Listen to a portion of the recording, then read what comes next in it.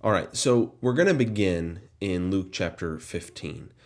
And Luke chapter 15 is well known for this trilogy of parables about lost items. And we won't take the time to read the entire chapter, but first we have the parable of the lost sheep, and that's the one that's referenced. We leave the 99 to find the one. And then there's the parable of the lost coin, where a woman has 10 coins and she loses one, and she sweeps the entire house searching for that coin.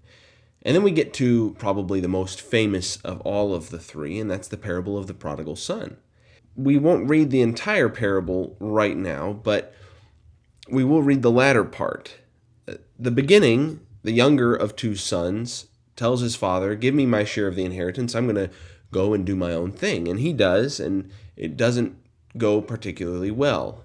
And he comes to himself sitting in a field where he is taking care of pigs, and he says, "This is ridiculous.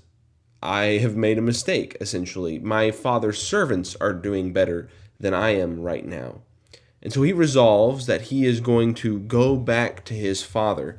And if we pick up in verse 20, he has a statement all planned out at this point already. "Father, I have sinned against heaven, and I have sinned against you, and I'm no longer worthy to be called your son. Treat me as one of your hired servants." So we pick up in verse 20. "And he arose and came to his father. But while he was still a long way off, his father saw him and felt compassion, and ran and embraced him and kissed him. And the son said to him, 'Father, I have sinned against heaven and before you. I am no longer worthy to be called your son.' But the father said to his servants, 'Bring quickly the best robe and put it on him, and put a ring on his hand and shoes on his feet, and bring the fattened calf and kill it, and let us eat and celebrate. For this my son was dead and is alive again. He was lost and is found.' And they began to celebrate. Now his older son was in the field, and as he came and drew near to the house, he heard music and dancing. And he called one of the servants and asked them what these things meant. And he said to him, 'Your brother has come, and your father has killed the fattened calf, because he has received him back safe and sound.' But he was angry and refused to go in. His father came out and entreated him, but he answered his father, 'Look, these many years I have served you, and I have never disobeyed your command. Yet you never gave me a young goat that I might celebrate with my friends. But when this son of yours came, who has devoured your property with prostitutes, you killed the fattened calf for him.' And he said to him, 'Son, you are always with me, and all that is mine is yours. It was fitting to celebrate and be glad. For this your brother was dead and is alive. He was lost and is found.'"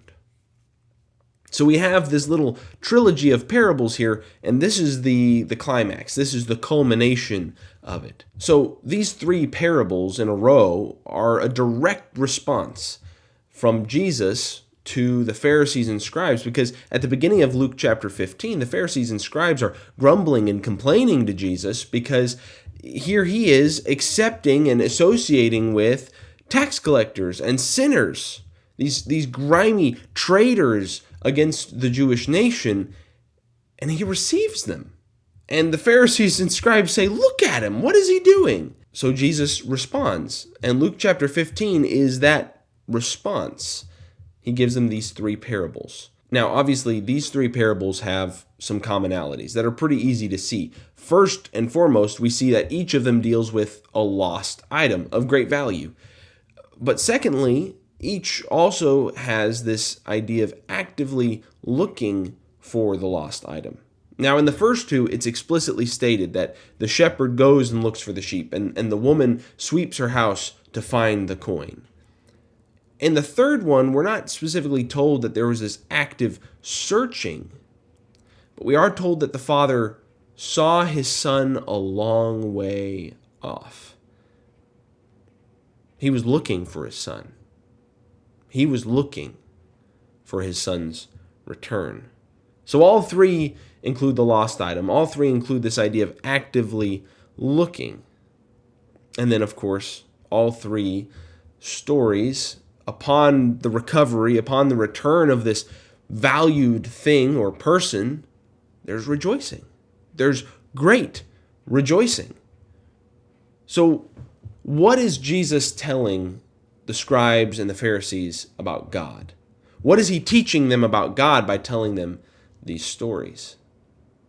God rejoices when his lost children return. That's what Jesus is teaching the Pharisees and scribes here. If one sheep out of 100 or one coin out of 10 is worth celebrating over, how much more would a father rejoice and celebrate over the return, over the restoration of a lost son? The necessary picture here is of rejoicing, is of celebration. Jesus is saying to the Pharisees and scribes, God is rejoicing. Why aren't you? The saved are called to rejoice because Jesus paints a picture of God that is one of rejoicing at the return of the lost. So if that's the necessary picture painted of God here, shouldn't that also be the picture painted of God's people, of God's children? Those of us who have been the beneficiaries of God's grace, who are receiving those blessings now, should we not rejoice as God rejoices? See, the Pharisees looked at the tax collectors and the sinners, and they said they are unworthy of God. But on the other hand, I am worthy. I'm worthy of everything that he's done for me. I'm worthy to be called one of his people. I am worthy. And Jesus' response to that is, no, you're not any more worthy than these people over here. You have been granted the same opportunity and the same gift that they have. So how dare you look at them and decide that they are unworthy of God's grace or God's love? So here's the reality that we need to realize when we read this. In the third parable there, the father says to the older son, the ungrateful son, all that I have is yours. And there's two implications there. One, he's saying, I have not neglected you. I have not withheld anything from you. I have been generous with you. All that I have is yours. But secondly, all that you have, you got from me.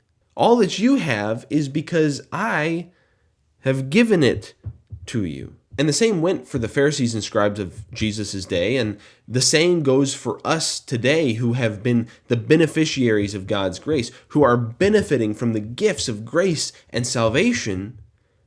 We ought not look at others and say, well, they're just unworthy of God's grace. They are just unworthy of his love. Yes, and so are we. We ought not look at these others and look down on them. As a brother should accept a returning brother with rejoicing, so should God's people welcome the penitent sinner, not at an arm's length, but with rejoicing.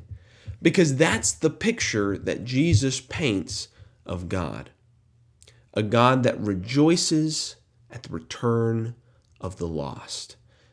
A God that welcomes the lost. And if that's the picture that's painted of God, that's the picture that is painted of the expectations for God's people. So if you're wondering how God feels about the lost, he rejoices at their return. That's the God that we serve. That's the God that is calling you home right now. That's the God that is standing, waiting, eagerly looking to welcome you home.